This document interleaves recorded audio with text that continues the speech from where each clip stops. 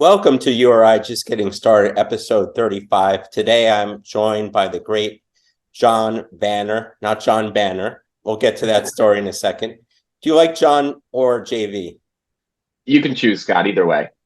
Now, the reason why I started with that, I traditionally have an intro, but there's no way I could describe you with words. So I've shown people that videotape. You're quite out there, aren't you? I Yeah. mean that in a good way. I don't mean that in a bad way. Yeah. You agree with that? Yeah. I put myself out there, every single game that URI plays, and I've been here for 15 years. So, I don't have much embarrassment or shame. I am out there. I am passionate, and I'm probably just as sweaty as some of the players after leaving the Ryan Center some games. We don't see that part of you. No, no. Now we know that too. Thanks for sharing. Yeah. I have to say this. I didn't know who you were embarrassingly maybe 4 or 5 years ago. I live in Miami. I graduated a long time ago. I'm just a few years older than you, not that much. But I was listening to Hurley describe you. And do you remember he had one word for you? Did you remember the word he did? It was an adjective. And I I don't don't want know. to I have to put it out there because I find it a compliment. He called you a lunatic. And All how right. what does that say to you? Does that are you embarrassed by that? Does it put you off or anything? No, no, that's I'll take that praise all day. That's what I want. I was brought in initially to improve the environment and the atmosphere of the Ryan Center, right? And Yes. this is now my 15th season. I started in 2008 when I was a senior at Rhodey. Um, and it developed, the role developed over the years. I started by doing promotions just during timeouts, and then I started really interacting with the students and trying to get both them and our crowd into the games, because sometimes there wasn't a lot to cheer about in those years, those late 2000 2008, 9, 10, until Hurley got here pretty much. But Yeah. I just put myself out there, and I got more and more comfortable being on the court, and less of an ego, less of self-consciousness about what I was doing. And people started reacting, and reacting in a good way, right? People started getting up and cheering more than they were. The Ryan Center became a hard place to play for opponents. So for Hurley to call me a lunatic, I'll take that all day, because Thank that's you. what I'm trying to do whatever I can to get the crowd and the team over the edge, right? To get that Yeah. win. I'm not on the court, I'm not playing, but home court advantage is something that is true. Your crowd is probably between, depending on where you're playing, worth 2, 4, 6, 8 points sometimes. And that's only if the crowd is loud and is energetic and engaged. So you know there's been plenty of games where I'm just doing everything I can to get the crowd into it, to get the team to get a little bit of a push, to get that win at the end of the game. And a lot of people, I say things as is, and people are like, "Are you really going to start with that?" Yes, I am, because to me, I find that to be a compliment. And Yeah. Oh, yeah. All day. when Hurley's talking about you, he doesn't talk about too many people. He'll talk about Fats saying he's going to be the scoring leader when he's a senior, and EC Matthews is going to be in the lottery. He talks in hyperbole. And I Yeah. don't really think he thought you were a lunatic, but just to be part of his world, you should value that a lot. And that's really why I brought that up. And are you going to stay on the show today? Yeah. Absolutely. Absolutely. No, Okay. no, no. Honestly, it's high praise. I love Dan. Obviously, I wish he was still our coach. I'll root for him forever. I got to know him a bit while he was here, and obviously, he brought the team back from the dead, pretty much, right? So I will say nothing but good things about Dan Hurley till the day I die. And this is just a feeling I have, to go straight from the interview here, is I think that Dan, obviously loves being at Connecticut, but Connecticut's a corporation. We're not a Yeah. corporation. When he talks about his days at URI, he talks about them glowingly. I don't know if he'll ever have these days back. And one of the reasons is people like you that he interacted with. And He doesn't have that at Connecticut at all. I don't think there is anyone that does what you do to your extent. And I'm going to ask you that later if you know of someone. But so that's how I feel. And Yeah. you agree with me on that? Yeah, I mean, put it this way, UConn is a powerhouse. They're one of the best programs in the nation. He is brought there to bring them national championships, right? Obviously, with Rhodey, the expectation would be great to have a national championship, but that's not necessarily expected. And the university being the smallest state, our state university, I think Dan liked it here because a lot of blue collar people work around the program, and it's something where it's a lot of do-it-yourself attitude, a lot of people wearing different hats just to get the job done. And I think coming from Jersey, he definitely liked that. So I think he really did fit in with the type of people we have at URI for sure. And I'm assuming it's, may not be exactly the same at UConn, but I know Dan, and that's the type of person he likes. So I'm sure he's surrounded himself as much as possible with those type of lunch pail types that are just, down to get in the dirt and do what it takes to get the job done. Once in a while, a stray gets in between him and he lets him know it, if you remember last year. Yeah, absolutely. He wasn't too happy with one of the fans. I don't think that ever happened at URI.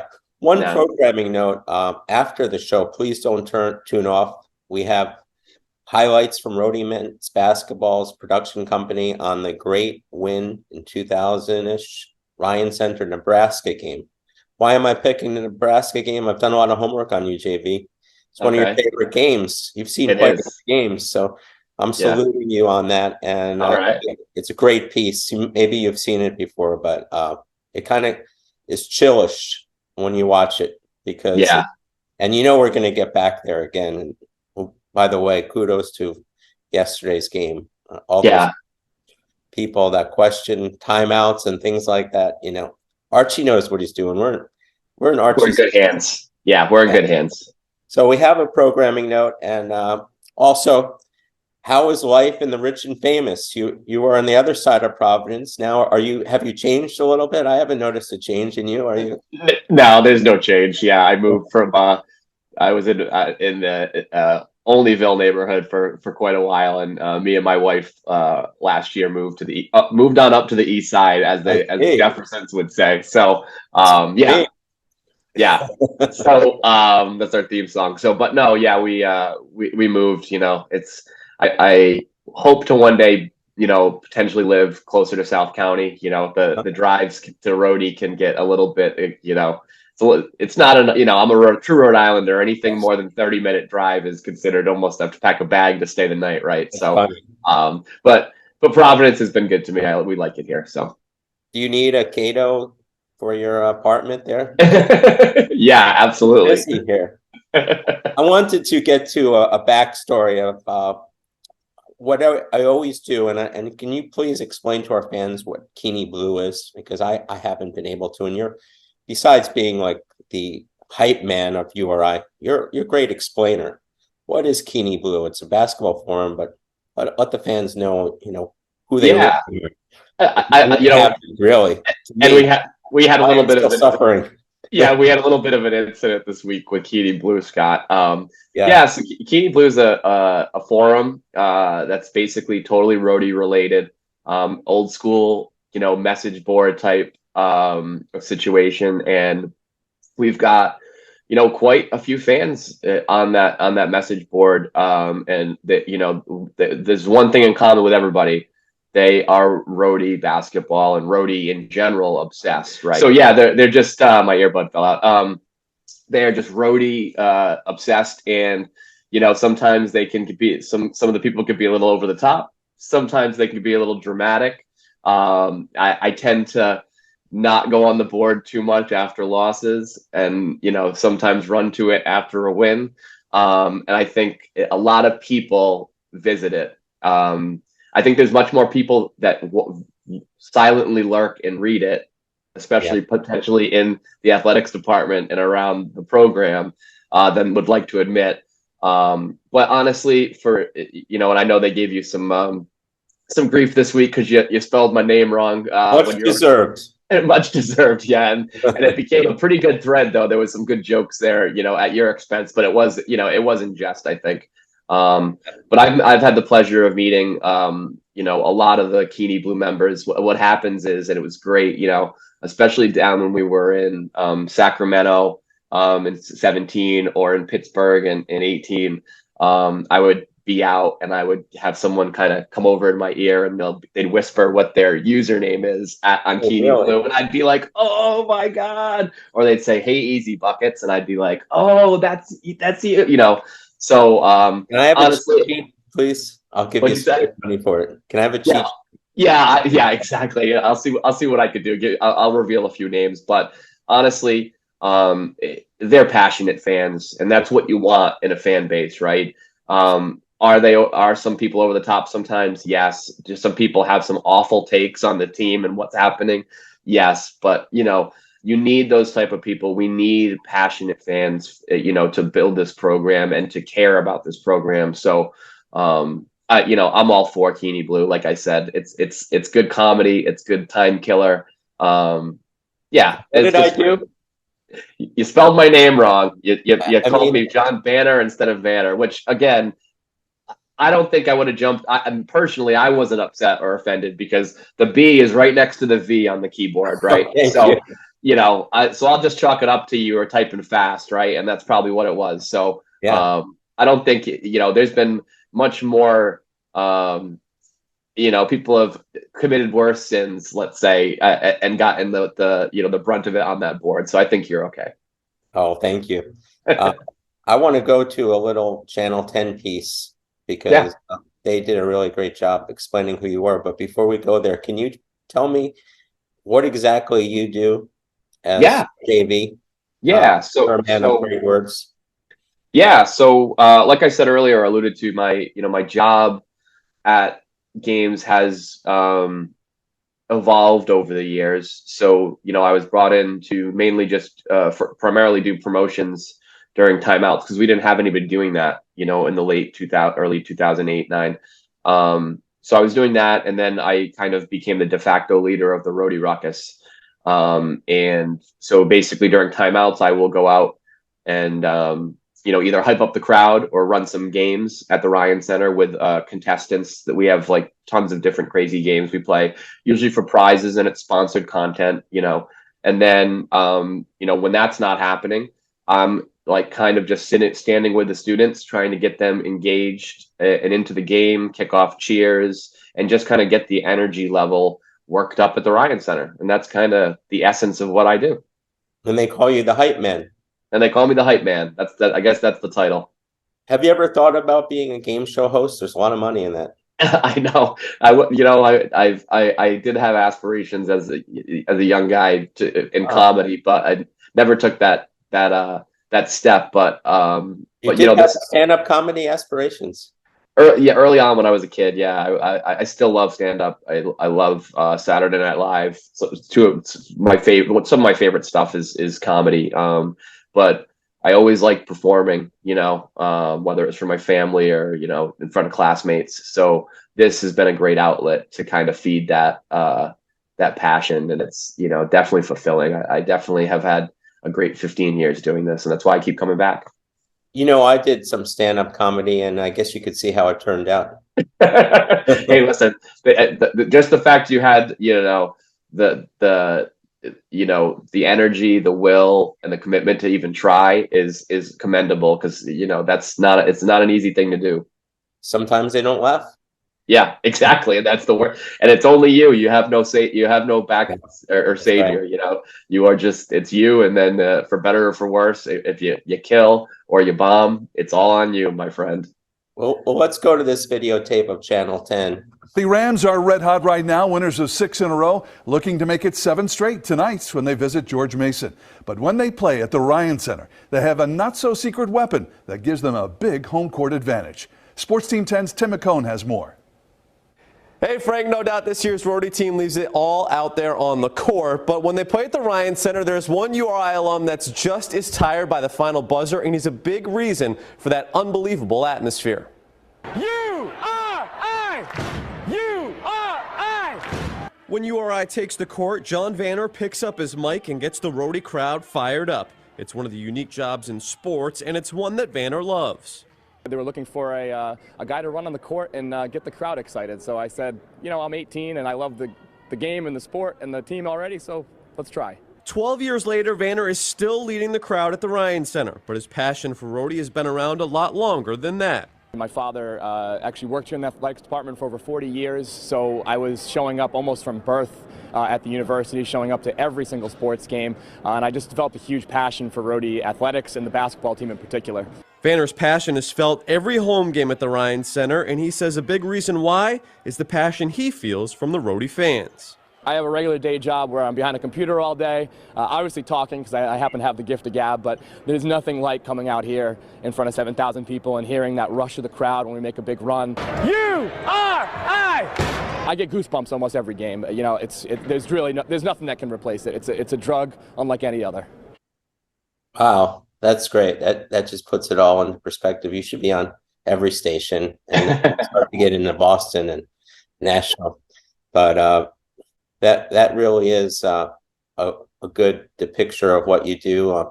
When I was a student at URI from 83 to 87, I did a little work with Brendan Malone, and they weren't doing very well. They were the lean years when Silk was playing, and there weren't too many other supporting players. And so he just said, Scott, do some events and get some fans in there. And I had lots of failures and slam dunk contests where there weren't such good slam dunks, and pet trick shows where the winner went through a toilet bowl. They jumped through a toilet bowl. So I know how you feel, but when it worked, it was just that rush that you say. And I'm going to kind of jump in and start the story of John Vanner, and please take the steering wheel when you can. But it Sure. seemed to have started when your dad was a freshman and he met your mom, which is amazing. By the way, what was that meeting story, if you don't mind? Well, it's actually the other way around. My mother was a freshman. My father was a student teacher at Rhodey, or a professor. So that may have been maybe a little scandalous these days. But you know, they were only a 5-year age difference. But they met at Rhodey, and you know, fell in love. They got married while she was still in school. So it was like love at first sight type of situation. And that's kind of, you know, been the, you know, genesis of my whole life, right? Is Rhodey. They met there. Both my sisters met their spouses at URI. Wow. I'm the only one who hasn't. My wife's a UMass alum, so of everybody else of everybody in the family, I'm the one that married the rival. But you can't you know, help who you love. So but yeah, that's where it all started. My folks meeting at Rhodey. And then your dad spent 40 years in an athletic department. What did he do out there? Yeah, he was the associate athletic director for a very long time. Almost the whole time he was working there. I think he retired a couple years ago after 42 years at Rhodey. He never left. He went to school there, got his master's there, was a student teacher and taught like physical education, and then kind of segued right into the athletics department. So he was the associate athletic director there for years and years and years, and, you know, worked under all the great, you know, athletic directors through the years. And he had a hand in hiring a whole bunch of the, you know, the big names across all the sports at Rhodey over the years, you know, everybody from Tom Penders, Jim Harrick, you know, he had a hand in all those hiring, especially, you know, in baseball, football, soccer, you name it. He was, you know, in charge of pretty much all the sports at some time before they really, you know, started hiring much more support staff, you know, later on, so that they could properly pay it, you know, have the attention for all the, you know, all the sports. But yeah, so he was, you know, I just remember going to games with him, you know, on weekends, even as a really young kid, and just being in awe of, you know, everything, right? Just being able to see the work that went in behind the scenes. And I got, you know, definitely a deep appreciation, especially for the game day people, right? And this is something that not many fans know, and it always surprises me. obviously we want it to look effortless, right? I think some fans just think I just run on the court and I just am like, oh, we're going to play this game right now or do this, that, and the other thing. And then the video plays or something. But, there are dozens and dozens of people behind the scenes that every single day that actually make the game happen, right? And that's, we're talking probably close to a dozen people just in marketing to help me look good. Then we've got people backstage with the production and videos. We've got a director that's directing the band, the DJ, the music. We've got, the guys that are making sure the operations people in the building, making sure the nets look okay, the floors are clean, making sure the refs get to where they. So it's just, I don't think people sometimes understand even at URI, and again, it's going to happen everywhere too. There are dozens and dozens of people every day that put on a game and put on a show for fans, right? And obviously it's actually good that folks don't know that in some respects, right? That they just don't know what effort goes in, and we want it to look effortless, right? We don't have that understanding, and frankly, it didn't exist when I went to school. If I did an event, the microphone was on next to Jim Norman, the SID, and I just grabbed it, and that was the extent of it. So I didn't know that, and I think it's important to see that. But the great part is that we don't know that, and that's the genius of how you're doing your job. If it looked like it was choreographed, then it wouldn't be the same experience. Exactly. Like it's happening spontaneously. Yep. And obviously that's the end goal, right? We want it to make it look effortless and make it, it's kind of like the Wizard of Oz. You don't want to see who's behind the curtain, right? But there's a lot of unsung heroes, right, that make me look good. And, as much as I can, I want to give them their respect and their due, because they put a lot of effort into, what happens from the time the doors open till the time the doors close when everyone leaves. It's a lot of effort goes into every game. And you started your senior year. That was when you start. Tell me about that. It wasn't so easy, was it? You had cards. It was not. I did have few cards. So I know I've said it on a few other interviews I've done, but I'll just repeat quick. But I was interning with Steve McDonald at Clear Channel, which is now iHeartRadio. And I did a summer internship and ended up getting hired to work on the promotions team while I was in school. And URI had just hired Daryl Jasper, who's now with Learfield Sports, who was running the marketing department for a bit in the sales team. And they were looking for somebody to go on the court, do some games, get the crowd going. And they asked if the radio station knew anybody. I think they maybe were asking maybe for a DJ or somebody that's used to working on a microphone. And then somehow they called me in. And they said, well, John works here and he goes to URI. And not only that, he goes to every basketball game. So this is perfect. John, would you want to do that? And I was like, I guess so. So I said, well, give it a try. I said, I can't promise I'll be any good. I haven't done this before. So long story short, they get me out there. I think I was wearing, when I first started, I had like nice pressed khaki pants on. And like a button down shirt. And I had, we didn't have any ribbon wrap around the Ryan Center like you see around you right now, Scott. So now we put the sponsors up on that. So if I lose my place, I know who's sponsoring whatever I'm talking about. But I basically would write out word for word what I was going to talk about on the cue card. And so I'd go out there, and I'd just be looking down like this saying, hey, Rhody fans, like, okay, now we're getting, and shaking like a leaf. And I was dreading every single timeout because, I go out at every official timeout. So I was like, oh no, I couldn't even enjoy the games at first.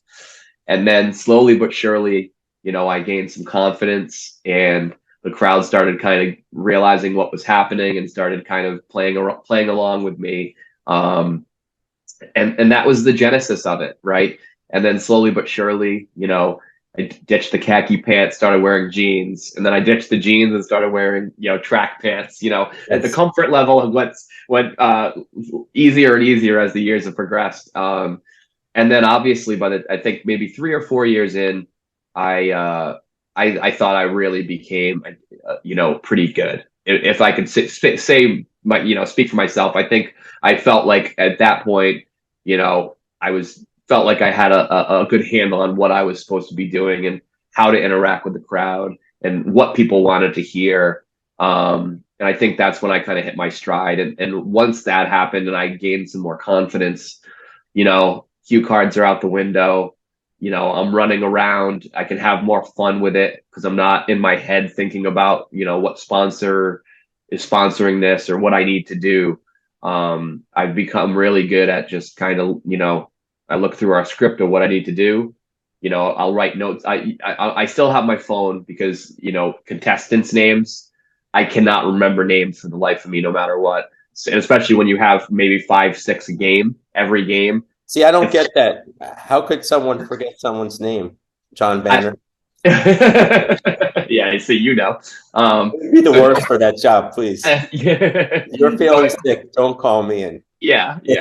So I do have. I don't have cue cards, but I do have my phone, just as a cheat sheet in case I need it to see what the prize is. Because after 15 years, I don't even know how many hundreds of games I've done, like hosted over the years. It's like 20 something games a season, right? Home games times 4 or 5 games, sometimes a game. That may be thousands of games I've hosted over 15 seasons. So it's great. I love it. I still like it. I still like the job and I enjoy it. Well, let's go over to the PowerPoint now. This is your avatar, I believe. What an avatar. Let's go. So you're called URI's hype man. Who Yep. started the ruckus, by the way? I felt like it was Hurley, but who's the man in that? That's pretty cool. Good question. I believe so. I do know there was, like, the student section didn't have many names. It was just whoever. I do know it was called the Mob for a short amount of time, but that got nixed because it was, could be a little bit disrespectful to potentially the Italian heritage, strong Italian heritage of the Providence and Rhode Island area. The ruckus, I believe, was a former marketing director, Adam Shem, developed the name of the ruckus, I think. But it's stuck from, and it's been something that has been great. They've done a great job of organizing it. And this year, for the first time, we have some ruckus student leadership. So they've got about 8 or 9 energetic, basically leaders that are leading and kind of shepherding the student section, which is really good. Wow. Yeah. Well, that's great. Yep. So you came out of retirement at some point, like Michael Jordan. What happened? Yeah. MJ. I could talk about this for a second. So Hurley's last season was my 10th season as the hype man. And at that point, especially because the team was so good, I was kind of a little selfish and wanted to, well, maybe not selfish, but I wanted to start watching games as a fan, because that's what I am first, right? I am a fan.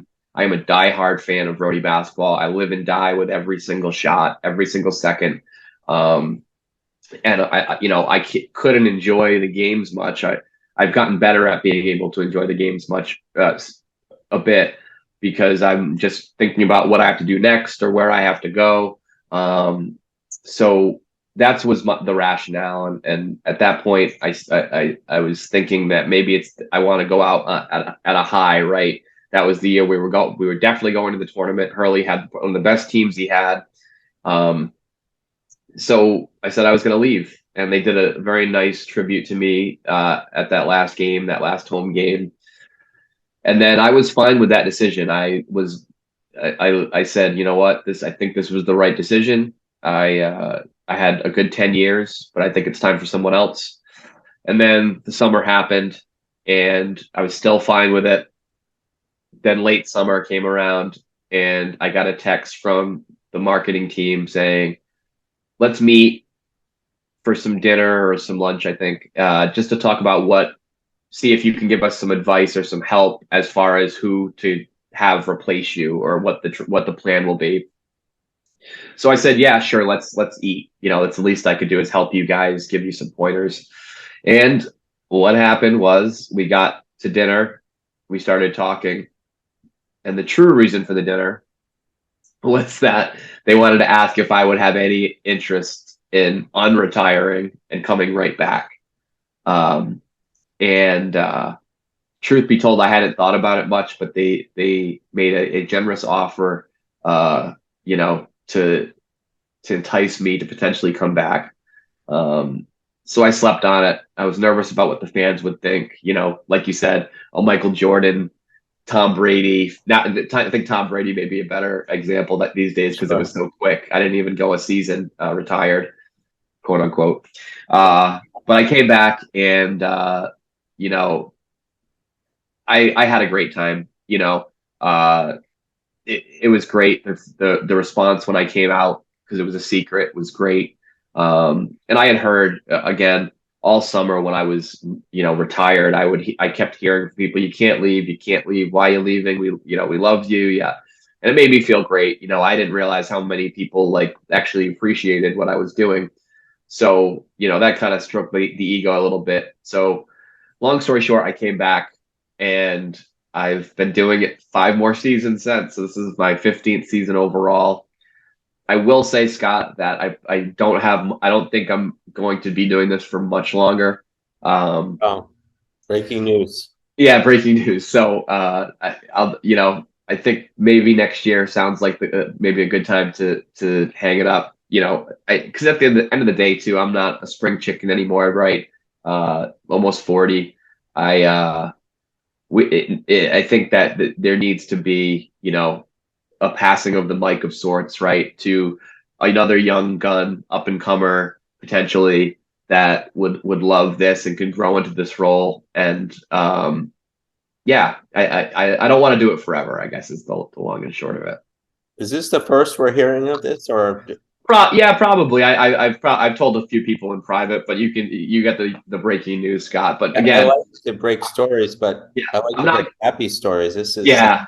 I'm a little bummed about this. Yeah, but you know, it's not an imminent thing, right? I haven't made Okay. a firm decision. I just feel like I will say, you know, it's coming sooner rather than later. How about that? So Yeah. you're not going to be seeing me out there with a cane and a full gray beard. So we'll see. We'll see. Now, what is your day job, by the way? Yeah, so I'm an implementation project manager for a company called Nelnet, which is the company. Many people don't like that company because we're a student loan servicing company. Oh, really? So that's what people pay their student loans to. I don't work on that side, but I'm basically a project manager. I implement e-commerce stores for colleges. Yeah. Yep. Pretty heavy duty. Yeah, it's fun. I like doing it. I get to talk all day and work on projects, which obviously, as you guys know, I like to talk. So I can use those skills in my day job too. So you're a PMPer. You got it. Yeah, I do the same. I wanted to know about, through the years, did you develop, and this is kind of a cliche question, but some special relationships with some of the players, and anything stand out that would be interesting to the Rhody Nation? Yeah, I mean, it's so funny. Like I've seen so many players come and go over the years, and I know Jimmy Barron very well. We went to school together, so obviously I have that. So it was great seeing him for the PC game when he joined me to do the Rhody Rhody Rhody chant. So that was great. As far as like special relationships, I especially, I try not to get too involved with student athletes, right? Obviously, I have a good working relationship, and I wouldn't necessarily say I have some really good friends, but I have, I guess I have developed some special relationships. Like, I love Fats. Fats is great. Hassan Martin is great. Jared Terrell. I'm trying to think of some of the names. I definitely have a soft spot for some of our old players like Preston Murphy, Tyson Wheeler, Antonio Reynolds Dean, Lamar Odom. Those guys I got to know when I was young, a young boy when they were playing. So it's and they remember me. So when they come around or come home, that's always special. They always can't believe that I'm doing this, and they remember me as a younger guy in middle school or whatever. So those are some of the relationships, and obviously the coaches too. Like I said, Dan is great and is excellent. I have a really good relationship with Dan. Yeah, I'm trying to think of any others. That's some list, though.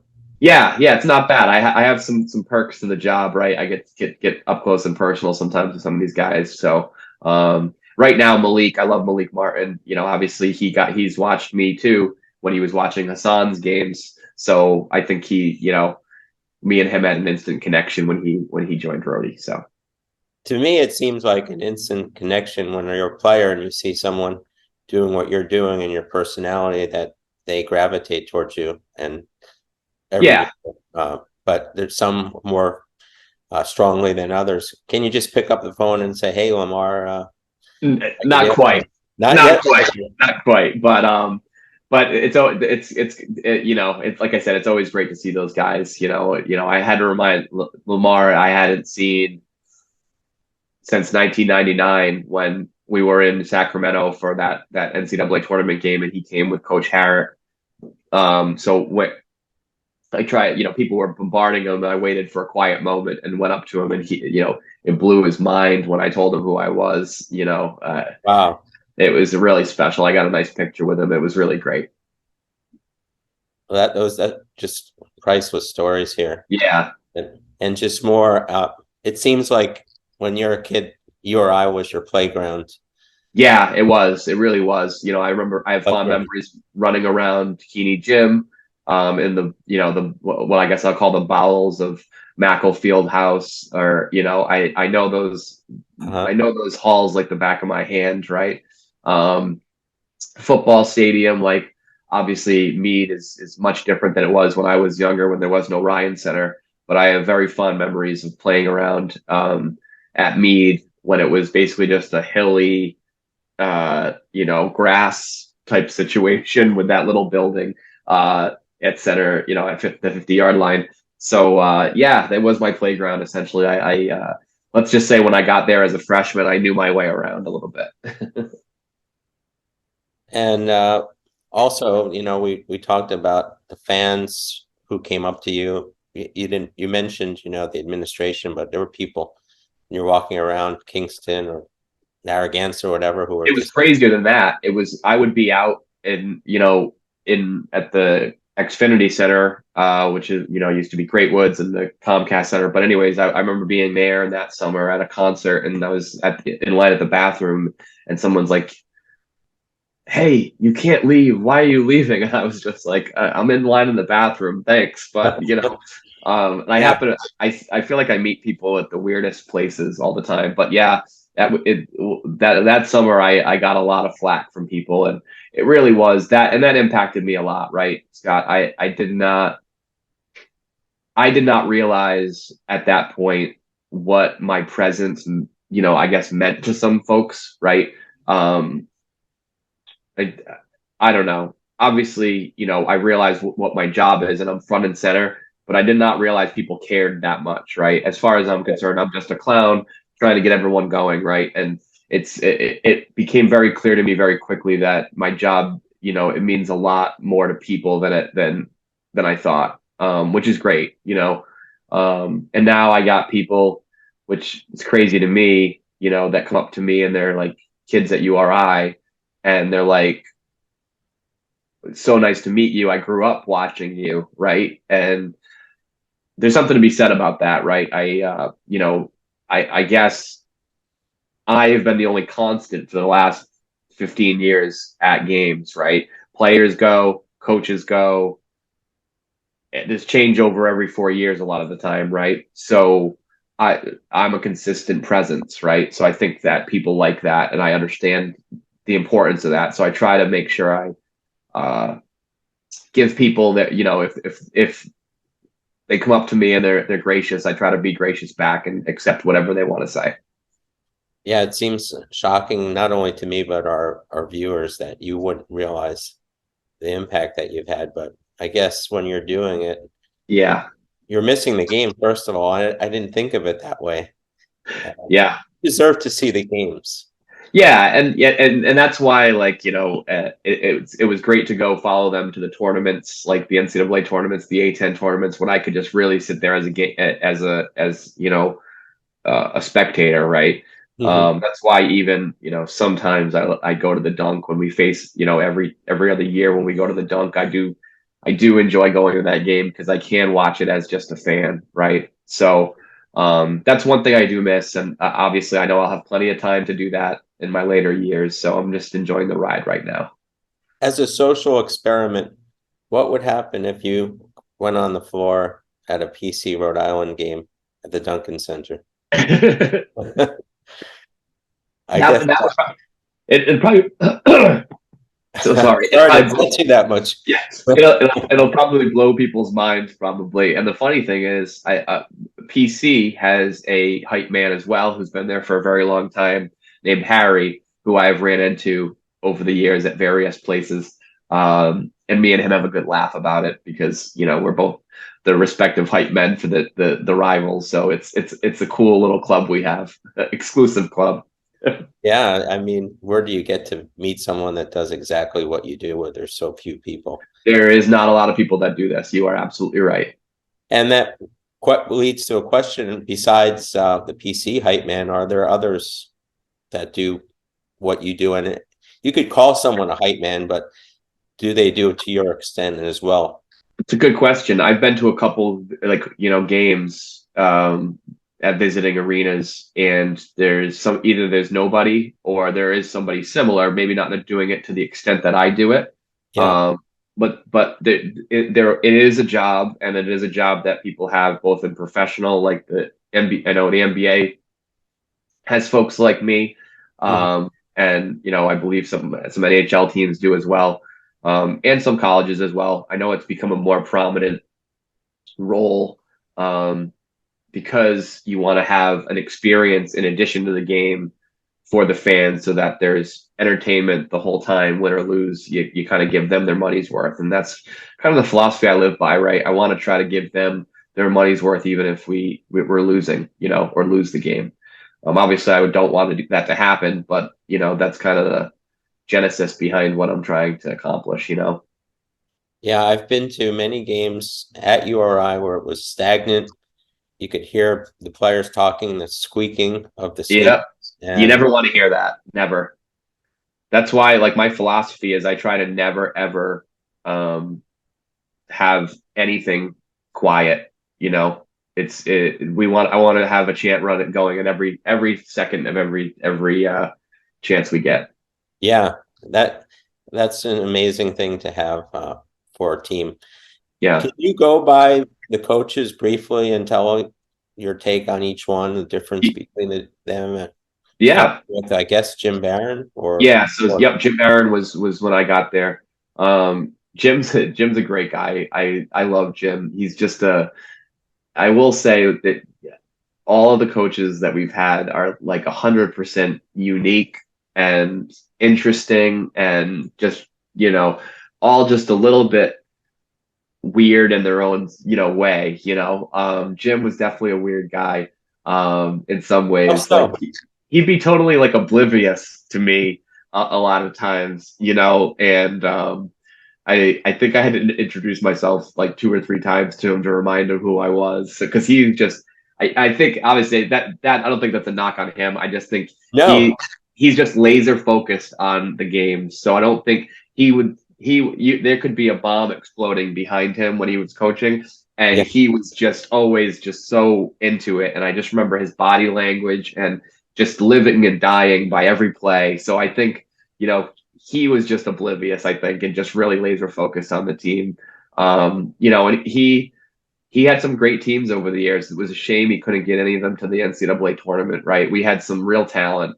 And I just think, obviously they a few years after I got there, he was, let go so that we could go into a different direction. But Jim's a great coach, great guy, great family. I have nothing but good things to say about Jim. And speaking of Jim and the players, we have Will Daniels coming up. Will's great. Yeah, Will is excellent. He was in school while I was in school. I didn't know him too well, but Will's a great guy. Well, if I say to you what you've said and say there's no question about it, does that No, mean no anything to question. you? No question. Who says that? Jim, that's famous lines from Jim Barron right there. No question. No question. That was his go-to. Yeah, Yeah. and Dewan Robinson has a lot of funny stories about things that he would compare irrelevant things, and so you're right. He had a sense of humor in a way and a comical side to him, and he seemed serious, of course, but you're bringing up something different. But let's continue on to the next coach. I'm liking Dan. this. Yeah, This Dan. is a lot of fun. Yeah. So Dan, was like a firecracker immediately, right? He came in and I met him the first when they introduced him, and good firm handshake. And I was like, I'm gonna like this guy, I can tell. And obviously I heard the stories about the Hurley family, and I knew a little bit about him. But Dan is just, just intense. He's very, very methodical. I know about everything he does, and I know he is also very superstitious. That's one thing I'll say about Dan is Dan very superstitious. I saw him that we lost so many games with him in that little corner at that in the corner three on the baseline over the years, and he started putting burning sage and shaking it around that corner before games. So that's the extent that he was superstitious. But Dan was the best. Obviously, as I talked about earlier, he led us to the promised land. He achieved everything he said he was going to achieve when he was hired. And it was just so much fun watching, even though his first couple of years when we were struggling, and I feel I have a similar vibe with Archie right now, where even though we're losing games, I'm getting excited about the potential and where it's going, right? Dan had to change the culture dramatically when he got here, and he did it brick by brick, blue collar style. He didn't cut any corners. And he was just a great guy, very sarcastic too.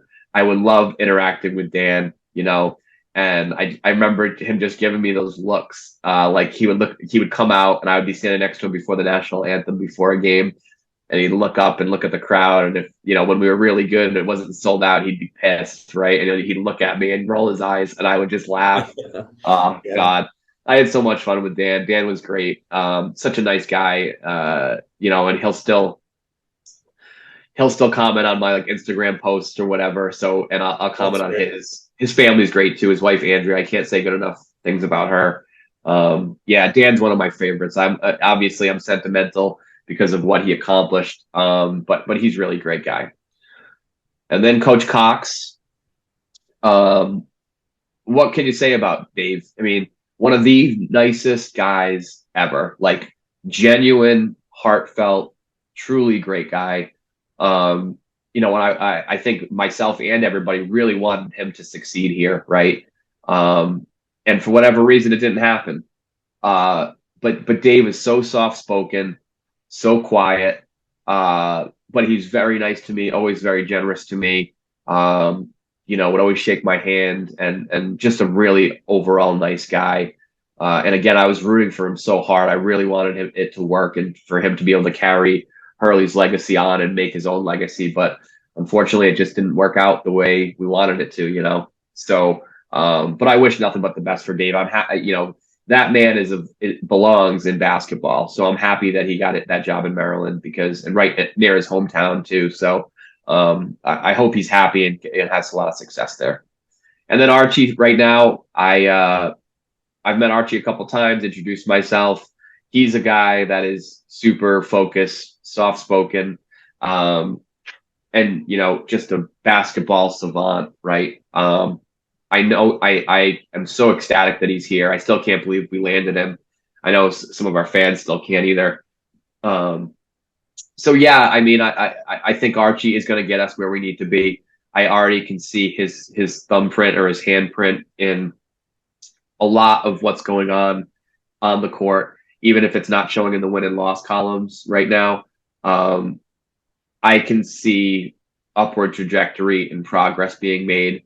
and it's going to be a rough season. I don't think anybody went into the season thinking we were going to be a tournament team or even in the top, half of the A10. And I think the benchmark and the true test or the litmus test for this season is, are we better in March or February than we were in November? And I have no doubt that we'll probably string some wins together towards the end of the A10 conference play, and be in a real good shape to build on that to next year. And sure. As a project manager, there's a philosophy about continuous improvement. Sure. And that's Archie's. And I agree. Every game, even the Brown game, they learned some hard lessons. And yes. So did EC and Hassan and all the others that Yep. made them into what they were. And I don't know when it's going to happen. It might be sooner than people are saying, not next year, the year after, but they're going to be very good. And the players you're watching now are going to develop into the players that we've seen in the past. Yeah, and the other thing is, I mean, Archie could have easily went out and tried to, stitch together a bunch of fifth-year grad transfers. He did not do that. He went after guys that got injured or got over-recruited at some big-name schools, and he's playing the long game, right? He doesn't want a quick plug-and-play. He wants to build something here that's going to last. And I think as long as these kids buy in, that all these transfers that we got, and are really committed, by the time these guys are juniors and seniors, this is going to be a really good team. I have the utmost confidence, and I'm sure we're going to reload with new recruits every year, right? And I think Archie is the guy to take us to where we need to be, for sure. Another guy coming up, I'm not trying to promote, but you're a promoter, so you understand this. Hutchinson will be joining me in a few weeks, and he's the type of guy that any time now could just blow up. And that one performance, the 16 points, the 3-point shots, I just want him to take more shots. I can't help it. I'm not a coach. I'm not telling anyone what to do, but I feel, I see that he's going to be a very special player, and he started a lot sooner. Performing than I thought he would. I thought it would take a longer time. Yeah. I think everyone's waiting. Are you ready to give up on the Atlantic 10 season? I'm not.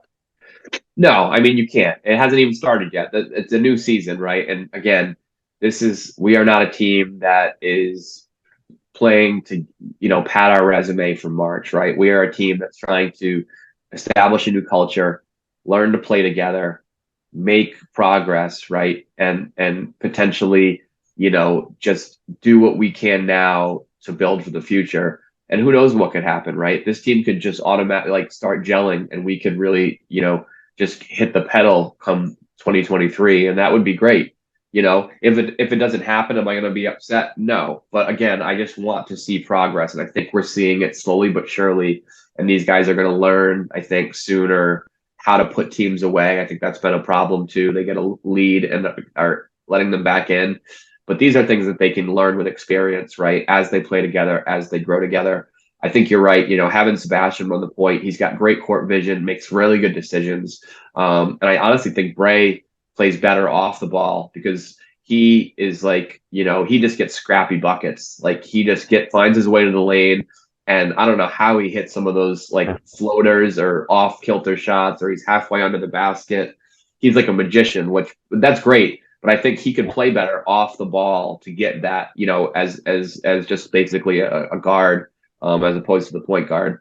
And then I do think Ish needs some more shots. I think he only shot 8 yesterday. He's got to get some more reps. I think he's hesitant to kind of be that guy that takes over, and shoots volume. But he's hitting his shots these days, so shoot, Yes.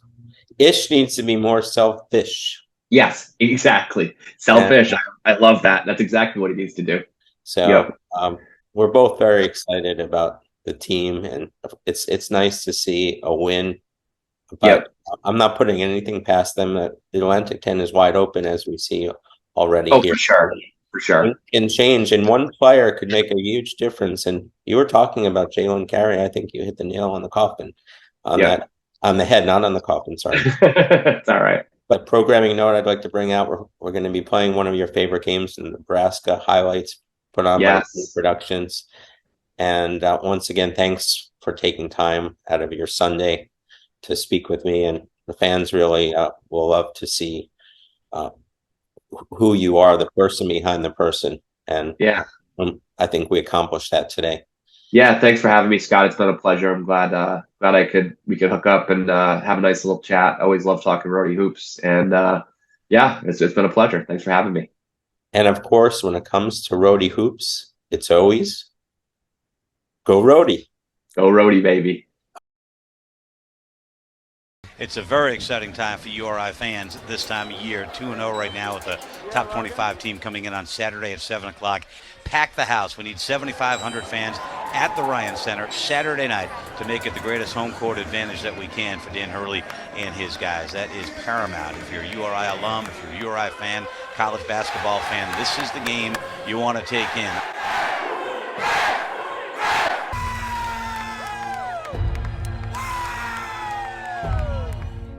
Just going into that game, nobody expected us to really win, but we knew we could win. And as being like the underdog, that's all right. But I go to war any day with these fellas, and I think we can win games like that to come. We really fought our hearts out that game. I realized how good we could be if we just come with that same focus and intensity every game. We could be a real dangerous team. Long rebound ends up with Parker as he tries to throw it down low. It is intercepted by Garrett. Loose ball. Everybody down. Terrell goes up and gets it. E.C. Matthews tries to keep it in. He does to Terrell. Leaves it down low to Terrell. Terrell knocks it down. E.C. on a 4-on-2. High off the glass. It goes in.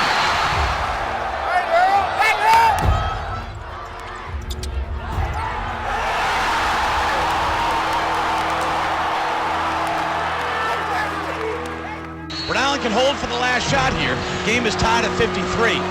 As coaches, we felt like we were going to be successful in overtime because of the way they were communicating with each other and just that look in their eyes. Yeah, we were a little emotional in that huddle. There were a couple of guys that were that were emotionally distraught that we weren't able to finish it in regulation. Rhode Island going to go for the last shot here. Matthews in the lane, puts it up off the glass, no. Rebound, up, no good. Tipped up, no. We're going to overtime.